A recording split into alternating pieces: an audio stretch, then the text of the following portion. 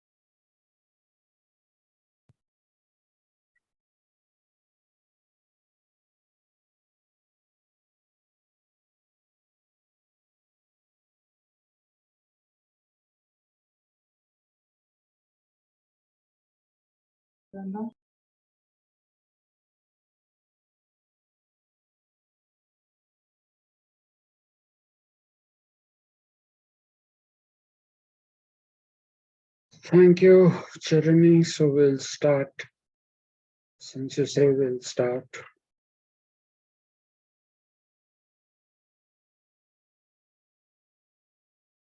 All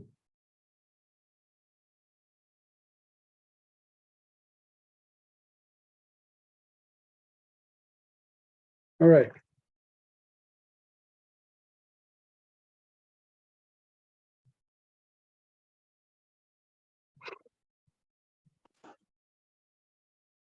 Let us stick to that thing that I told you rather than teach the syllabus in its entirety now. Uh, ask me questions either from political thought or from uh, whatever other papers you have. I don't know. I think you have 3 or 4 other papers. So we'll do that. Yeah, this is meant for everyone.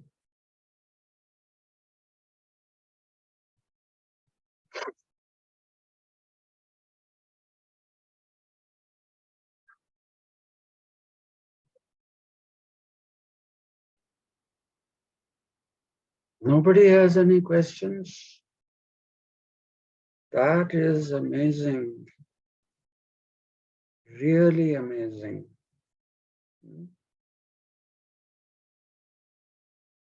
So you are understanding everything that is being taught to you fully.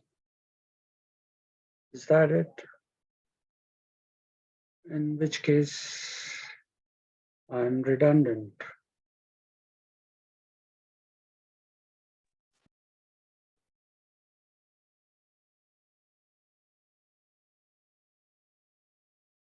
Yes, please, I'm still waiting.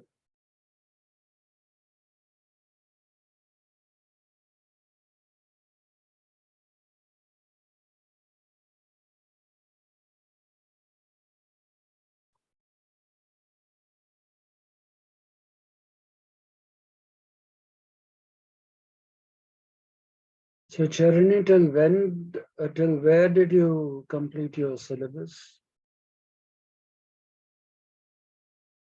Marcus Aurelius and his perspectives. Well, strictly speaking, there is no great perspective in Marcus Aurelius. The importance that we attribute to Marcus Aurelius might come out of the fact that he was the co-emperor of the Roman Empire. Post Julius Caesar, there used to be only one emperor. But that thing changes with Marcus Aurelius. Now, Marcus Aurelius basically believed in the idea of live and let live, which was not what uh, was followed by the other emperors. Now, if you want a bit of biographical details, the biographical details are the other emperor uh, who was actually in the uh, seat of the emperor was I've forgotten his first name. Pius, Pius is the second name, but what is the first name? Caesar Pius. Caesar some Pius. Please remember that at that particular time, Caesar was not a designation. Caesar was not a designation. It was a name that quite a few Romans had. So similarly, Julius Caesar was his name. So some people used it like Julius Caesar did, which is after the first name, and then there were others like what do you say, like Caesar, Caesar Aurelius Pius. That is his full name. So what happened is that the Roman emperor, who was already sitting in the chair of the emperor called himself uh, Marcus Pius, which is a strange thing. I don't know why he called himself Marcus, because in his name there is no Marcus. The Romans were strange people. They had long names, and they also had equally funny names. They used to exchange names. So when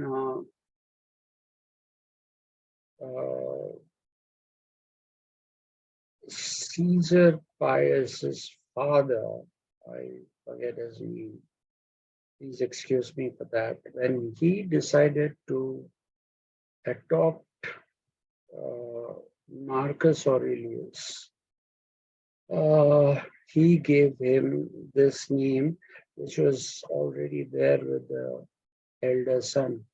The only difference was that he didn't attach uh, Caesar to that. So and since in everyday usage, uh, Caesar Marcus Aurelius Pius didn't use Aurelius. Uh, Marcus Aurelius decided to change, to become Marcus Aurelius rather than use the family name, which was Pius. Pius is Pius, not Pious. Okay, so he changed his name to uh, Marcus Aurelius. Now, one of the big differences between Marcus Aurelius and all the other Roman emperors is that Marcus Aurelius was perhaps the only Roman emperor who actually wrote down his beliefs, wrote down his, what should I say, wrote down his experiences while sharing the throne with the elder Pius. While sharing the throne, he observed how the Roman administrative system was working, and he actually wrote a treatise much later on, in which he expresses disappointment with the way in which Roman rulers kind of the treated the non-Romans. See, if you look at the history of the Roman Empire, once it becomes an empire, all attempts at writing were not philosophical. There were very few philosophical works. Uh, it would be like somebody like Cicero, whose primary preoccupation was with jurisprudence. Jurisprudence here should be understood as, what do you say, jurisprudence should be understood here as codification of laws. Now, codification of laws in itself is not a very important thing. It is important. I told you the other day that we will tell you that Aristotle wrote some 159 constitutions, and it is from his readings of the 159 constitutions that he talked about the best possible state which he called polity. Now, if you look at any of the Greek provinces, none of them had constitutions. There were very few that had uh, a few laws codified. Till then, it was left up to the magistrates to decide if something was legal or illegal, or something deserved punishment or it did not deserve punishment. It was left to people who were ruling. So you would see that in ancient Greece, there's no great attempt at codification of laws. So the Roman greatness, one I suppose has to call it a greatness, is the attempt at codifying laws. But unfortunately, very, very unfortunately, the Romans did not believe in any form of equality. They believed that whoever they conquered, the territories and the people that they conquered were necessarily inferior to the Romans.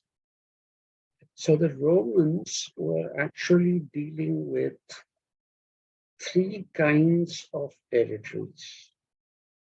One territory that we talk about is the territory of the Roman Empire itself.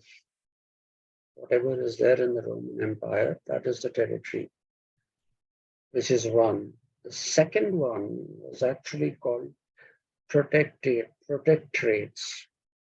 Okay, these were things that were protected by the Romans in exchange for their allegiance to Roman rule and for not, what should I say, and for not getting into hostility. So these were protectorates, which means that if some non-Roman kind of a state tried to invade the Romans, then the Romans would intervene on behalf of the protectorates and fight the war against the aggressors. So that is the second type that you see.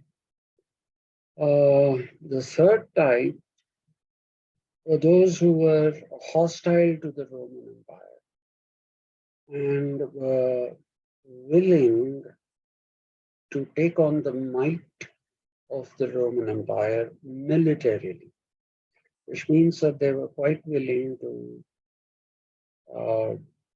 fight wars with the Romans.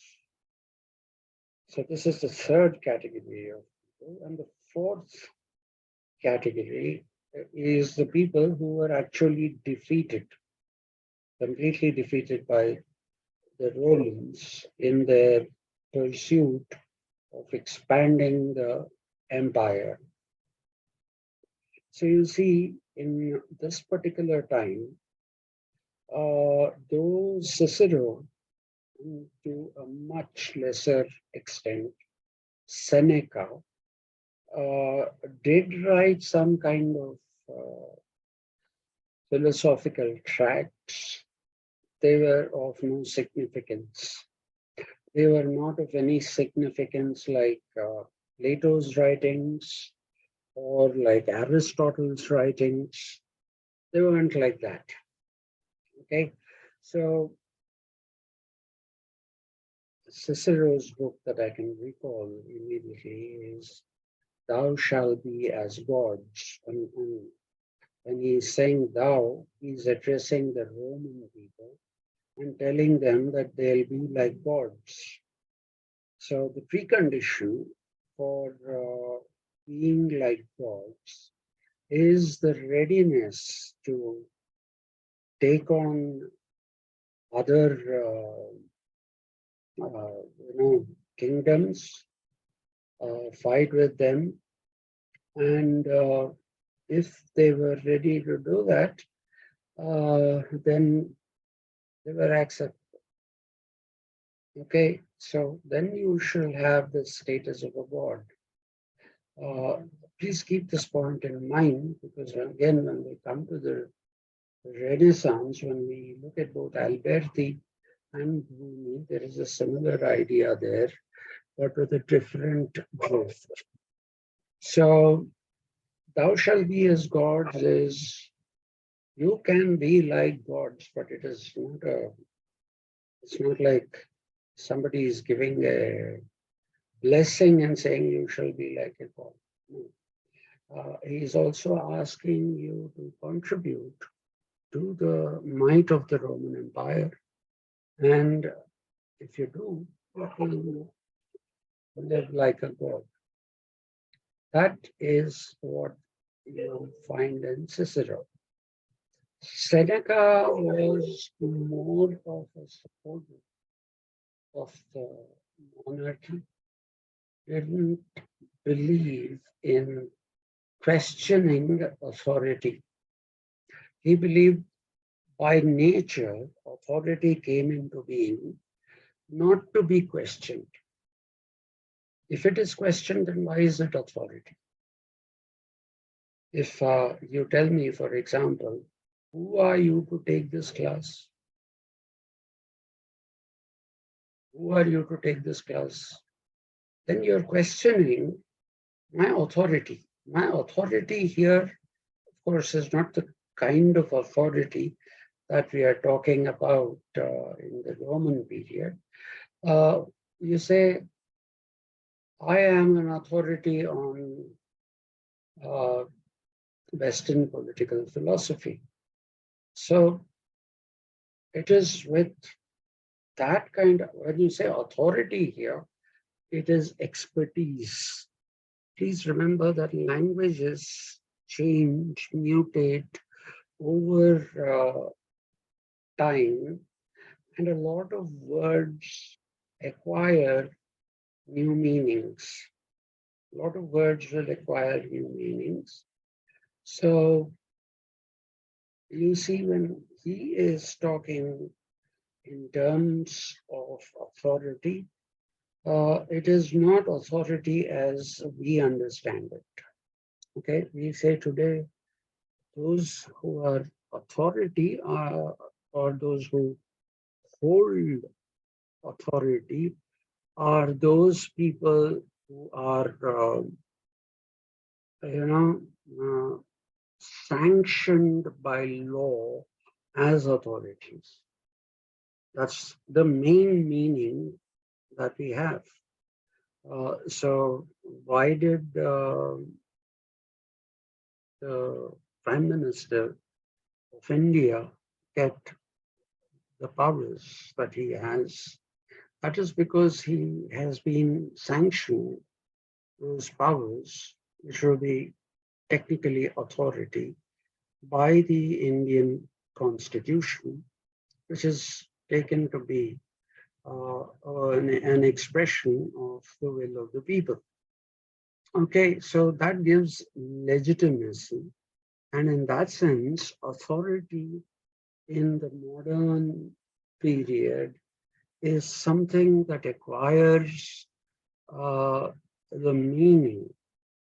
It acquires the meaning of authority by claiming legality. It's legal, so it is something can be authoritative or not authoritarian. That is negative usage. So that is one kind of authority. Another kind of authority is, you say, somebody has mastered something. Somebody has mastered, let us say, take the case of Einstein. Though a lot of things that Einstein said have later on been contradicted, Nothing in physics as we know it today is the final word, and it's not like there is no more need for investigation into things uh, by physicists. So, but Einstein was nevertheless considered an authority on matters concerning physics. Similarly, at one point, you will say that there is, what is his name? I forget. Newton was considered to be an authority. Okay, so what I'm trying to tell you is that when we talk about authority in the case of the Romans, they were talking about both these meanings of authority. They believed that the Roman authority in the war fields came out of their authority on, drawing out great strategies uh, and using those strategies to defeat the opponents. And once they did that, that was one first form of authority. Once they did that, they established themselves as the masters of those people that they conquered. That all these people that they conquered, they said these are inferior to us. They are inferior to us because they were defeated by us.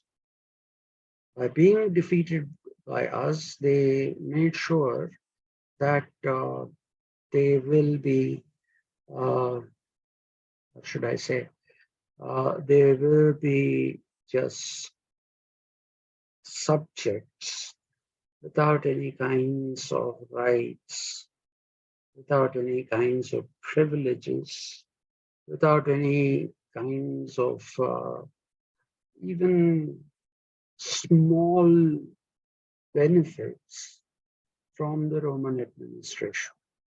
So it was almost as good as saying that the people that they conquered were pretty close to being slaves of the Romans.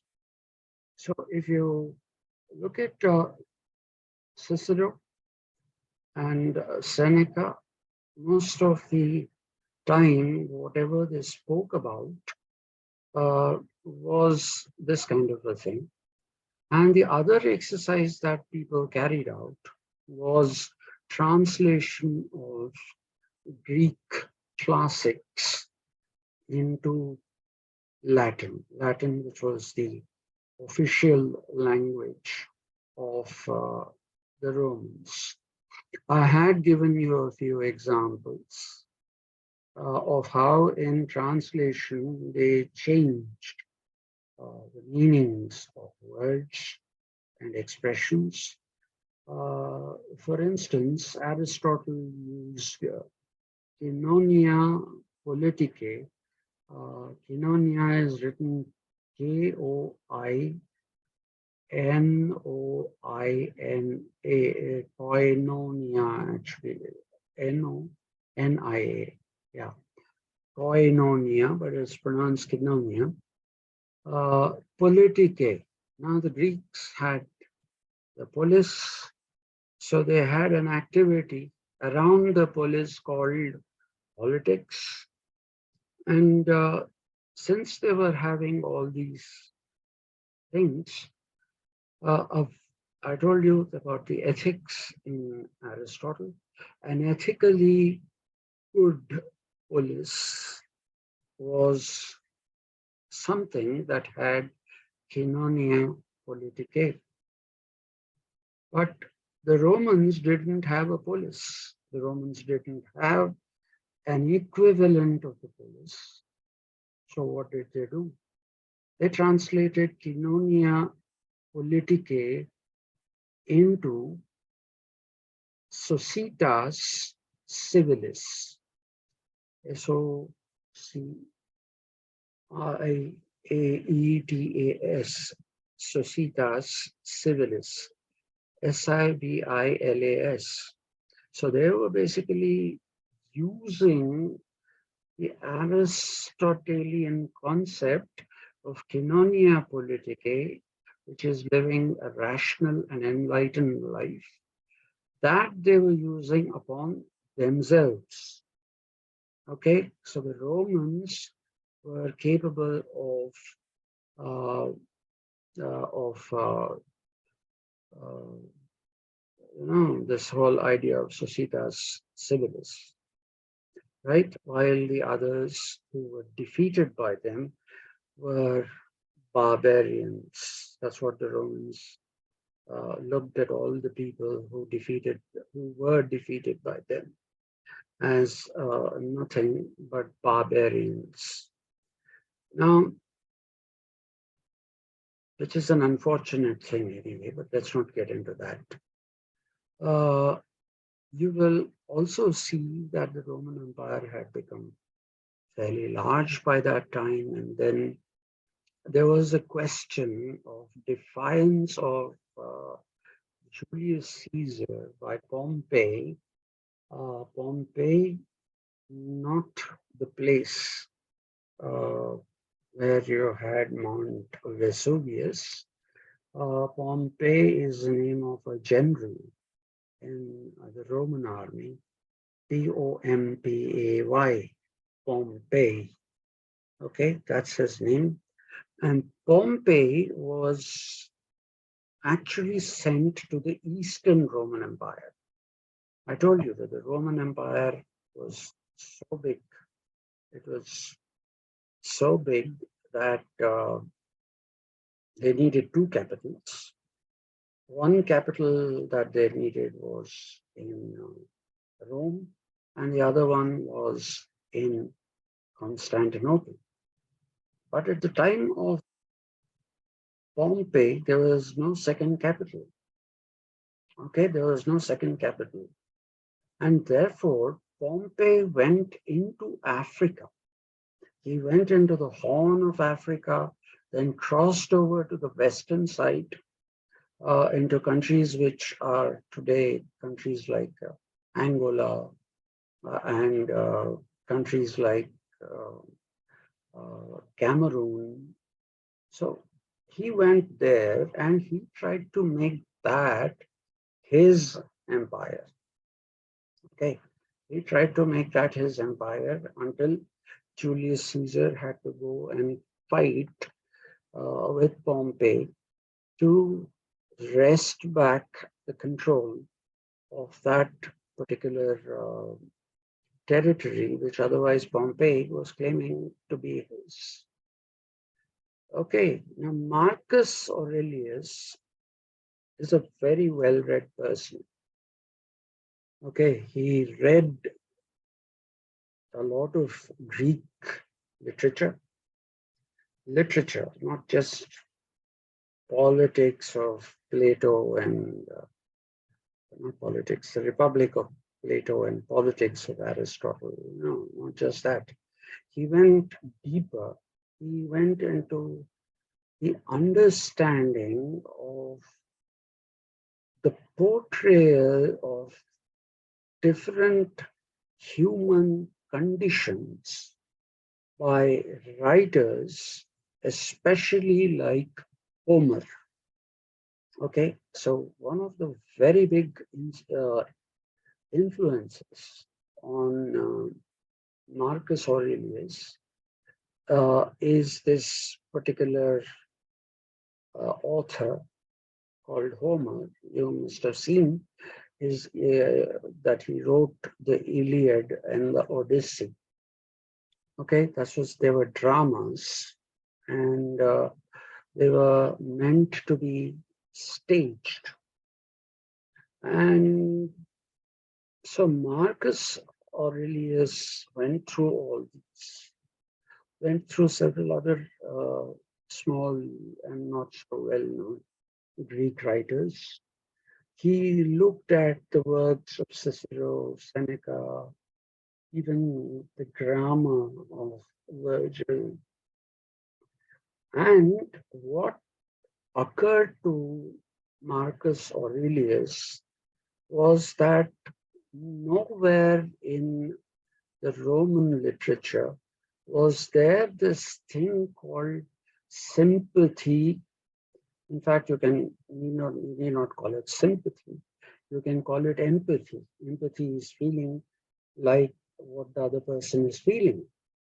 Okay, so he did not see any empathy, not just among the Romans and the people that they conquered, not just among those.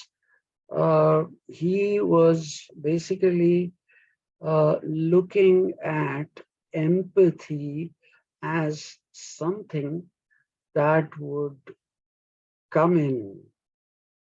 Okay, empathy as something that would come into any human being with a heart when he sees a fellow human being in some kind of suffering. So the influence of Plato is the highest on Marcus Aurelius, because if you remember, I told you that Plato is radical for his times. Radical because there's no mention of slaves. That was a time when the institution of slavery was flourishing. Yet there is no institution of slaves in the work that Plato wrote, which is Politeia in Greek. And in his construct of the philosopher king class, there is no discrimination against women. He believed that just as men can be good rulers, provided they are enlightened, that's why the philosopher part, even women can be equally good rulers. So he believed that everybody tries to tell you that philosopher king is one person. No, it is not one person. It is basically a group of people consisting of both men and women. And he actually, you must have read it as a communism of wives. That is a wrong, terribly, terribly wrong expression. What he talks about is the fact that there should be no marriages in the philosopher king category, because if there is no marriages, and if there is free interbreeding, he thought that superior human race would emerge with time. So I told you that he was the first person to have used the idea of Superman, which later on was used by Nietzsche, and finally by Marvel Comics. Most of us first started learning about Superman in Marvel Comics, and then we realized that this is a fictitious thing. Then those of us who had the inclination, we read Nietzsche, Thus Spake Zarathustra, and in that book, he talks about ordinary man versus Superman. And you'll also see that this is a similar usage in Plato. So Plato was extremely radical for his times. Now, the greatness of Aristotle that Marcus Aurelius found was that Aristotle and his telos, okay, which everybody questioned. How do you know there's a telos, a predetermined goal? Who determined this goal? And I told you, Aristotle used the concept of God, concept, not the question or idea of a physical God. No, he used the concept of a God who's a pure cause and not an effect of anything. The pure cause that caused the entire world to come into being. That is the idea of God you will find in Aristotle. And both Aristotle and Plato essentially were strong supporters of education. And both of them were educators. So if you look at these things, you find that Marcus Aurelius was somehow touched by the possibility of empathy between human beings. So he didn't like the idea of an emperor. He didn't like the idea of fighting wars. He basically didn't like the idea of subjugating people so badly that you treat them worse than animals. Okay, so that is where Marcus Aurelius's contribution comes from. Okay, that is his main contribution. And when his brother Pius died, Aurelius was given the throne, and Aurelius did not fight a single war. He did not fight a single war, did not initiate a single war. He asked people to have a relook at jurisprudence, asked people to have some kind of humanitarian perspective in the making of laws. In the making of laws, he said, just because we have defeated someone, we don't treat them as inferiors and make slaves out of them. He didn't actually say that we should get rid of slavery, but he came pretty close to saying that because he condemns slavery. He condemns slavery. And he did not believe the necessity for expansionism. He did not believe in the necessity for the constant conflict between the Christians and the Romans. He had a very liberal view of Christianity, which he believed, okay, if these people believe in this particular form of life and God, so let them believe it. What is wrong? It's not something that came out of nowhere. There has been a prophet called Jesus Christ who brought that message. So he said, respect it. And it is because of this kind of an approach that Marcus Aurelius took up, that you have his successor Constantine. Okay, his successor was Constantine, and Marcus Aurelius said, let there be, or rather Constantine said, let there be peace between Christianity and Romans, Christians and Romans. So what does he do? He makes Christianity the official religion of Rome. Christianity becomes the official religion of Rome, which means that you don't have a Roman emperor anymore. What you have is a Holy Roman Emperor. A Holy Roman Emperor, because even he bowed his head to the Christian God, or the Christian conception of God.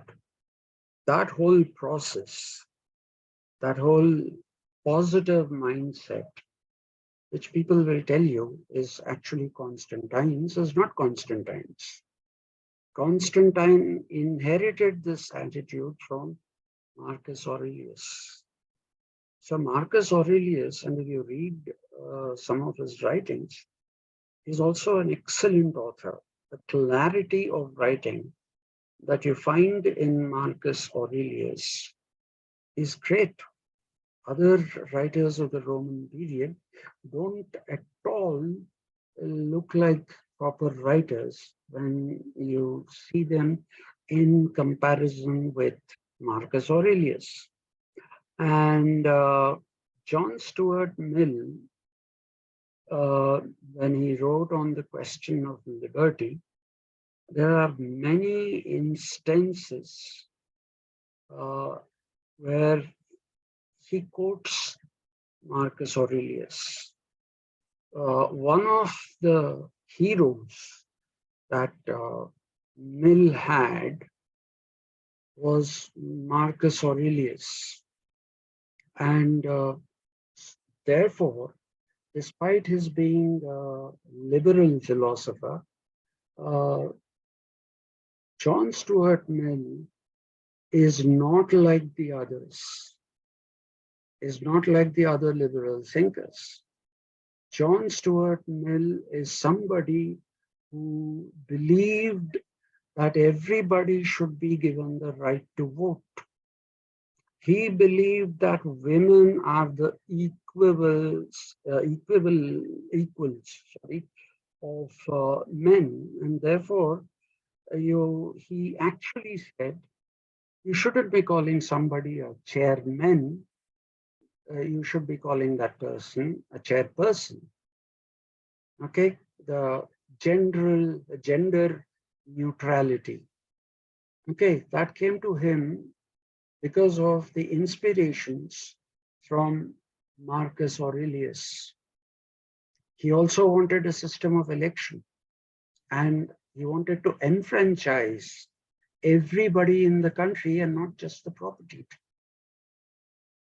Something like what was proposed in ancient Rome by Marcus Aurelius.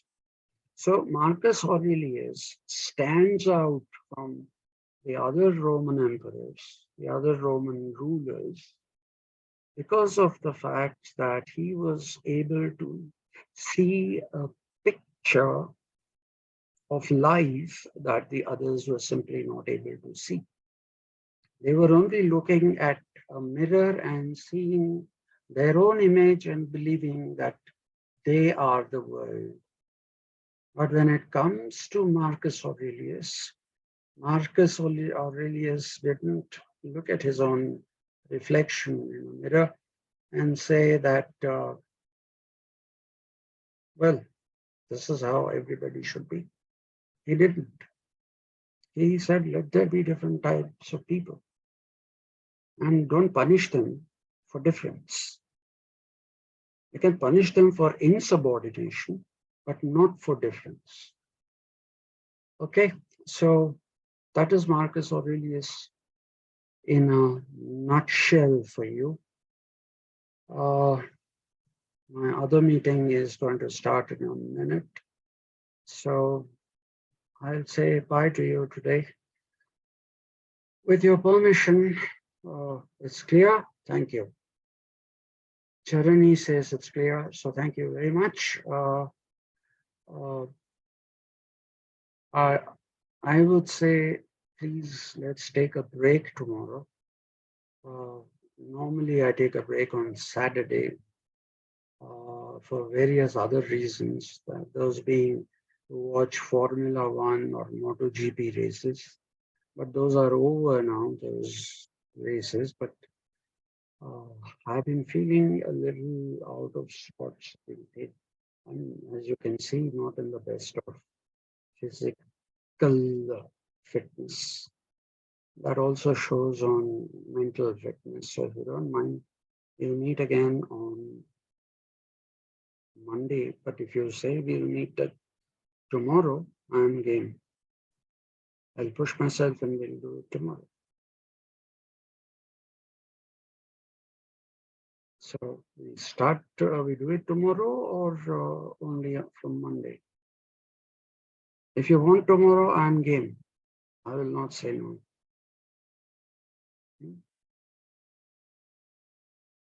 Okay, so nobody is saying yes, let's start tomorrow, which I assume is agreement that we shall not have a class tomorrow.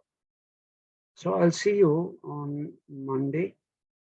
Please look at your syllabus and see what is difficult for you. Like I said, not just in political theory, but in any other paper of political science. I'll do my best to clear your doubts. So thank you very much.